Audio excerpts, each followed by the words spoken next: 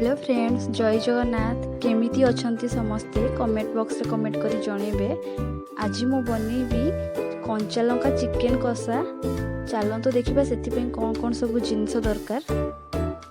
1 kilo मुझे chicken नहीं, chicken को भल कर धोई देइछि। 4टा बड़ साइजर पियाज को मुझे काटिकी नहीं। अदा रसुण पेस्ट मु 4 चामच नहीं। 4 चामच कंचा लंका पेस्ट, जीरा पेस्ट 2 चामच, हलदी गुंड नहीं 1 चामच, गरम मसला 1 चामच, गोलमरीच गुंड 1 चामच, लुण स्वाद अनुसार, टमाटर प्यूरी 1 कप, सोरिष तेल 50 ml। प्रथमे आम कंचा लंका पेस्ट चिकेन ऐड करिबा, जीरा पेस्ट, अदा रसुण पेस्ट को ऐड करिबा। सबु गुंड मसला को एबे पक्के दबा। एबे सबु मसला को भल करी मिक्स करदवा चिकेन सह। 1 घंटा चिकेन को ढांकी के एबे रखी दबा। चलंतु एबे रेसिपी स्टार्ट करिबा। एठी मो कढ़ाई बसई देइथिली, कढ़ाई गरम हेइछि। एबे तेल ऐड करिबा।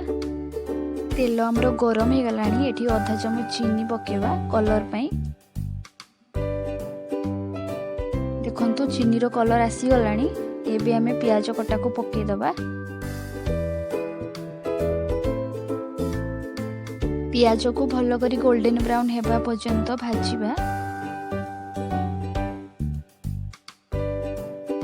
प्याज हमर गोल्डन ब्राउन हेई गलानी। एबे हमें एठी चिकेन को ऐड कर दबा। चिकेन को एबे 2-3 मिनट फ्राई कर दबा भल करी।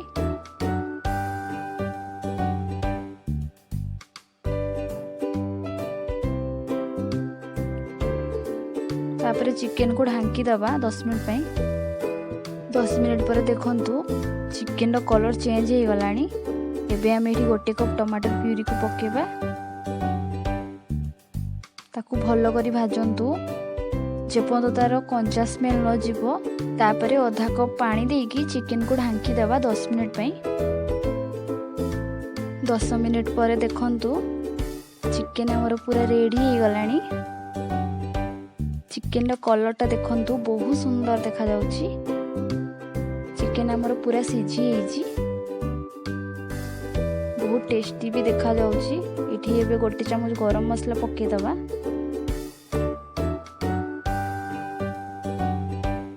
रेसिपीटा जदि भल लागिबो प्लीज कमेंट बॉक्स रे कमेंट करी जणेबे। रेडी हे गलानी कंचा लंका चिकेन कषा। जदि आपण मो चैनल को सब्सक्राइब करी नाहंती प्लीज सब्सक्राइब करी दियंतु। Thank you.